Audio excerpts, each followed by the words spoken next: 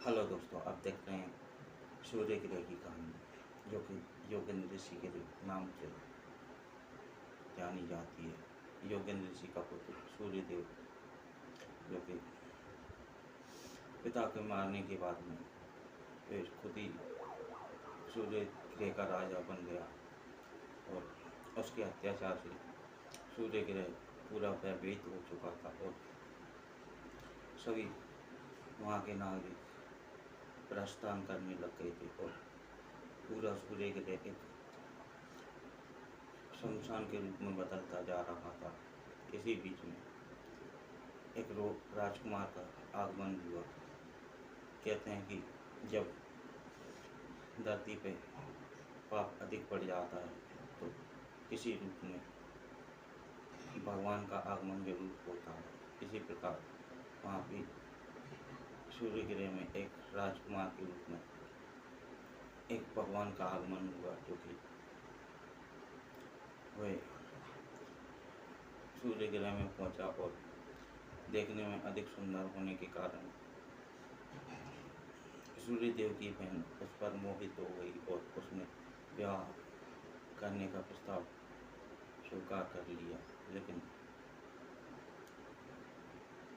राजकुमार पहले ही सब कुछ उस ग्रह के बारे में जानता था, और वह कहने लगा कि मैं किसी अन्य ग्रह का राजकुमार हूँ। अगर मेरे से विवाह करना होगा तो मेरे ही राज्य में जाना पड़ेगा, और मैं वहीं पर आपसे विवाह करूँगा। लेकिन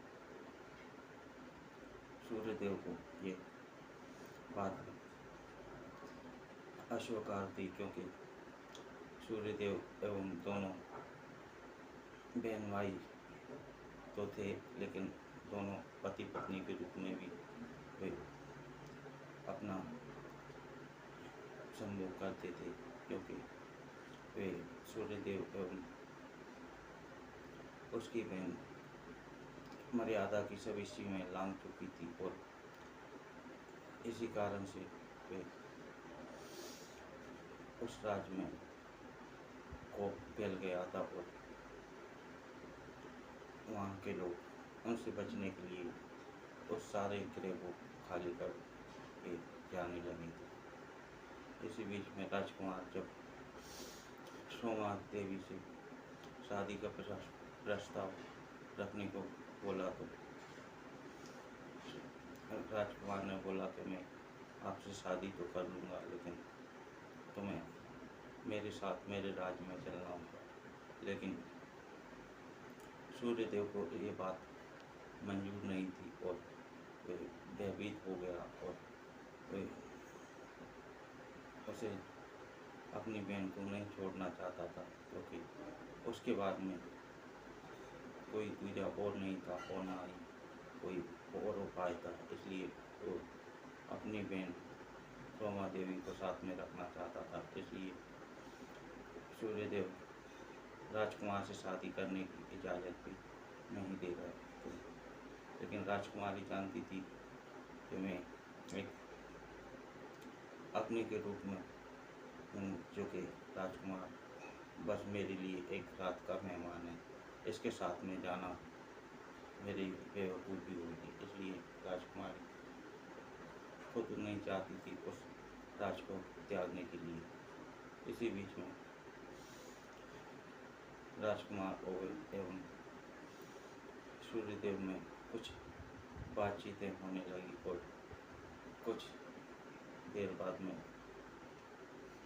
लड़ाई होना शुरू हो गई। राजकुमार ने उस लड़ाई को टालने की बहुत कोशिश करी, लेकिन सूर्यदेव एक बलशाली और ताकतवर होने के कारण अधिक घमंडी था। राजकुमार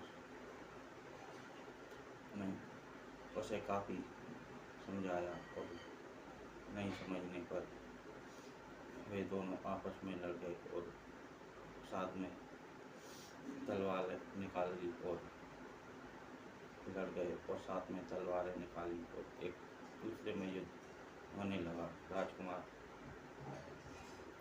से बार बार हारने के बाद में भी सूर्यदेव अपनी हार नहीं मानना चाहता था और ना ही वो सोमवती को राजकुमार को सौंपना चाहता था।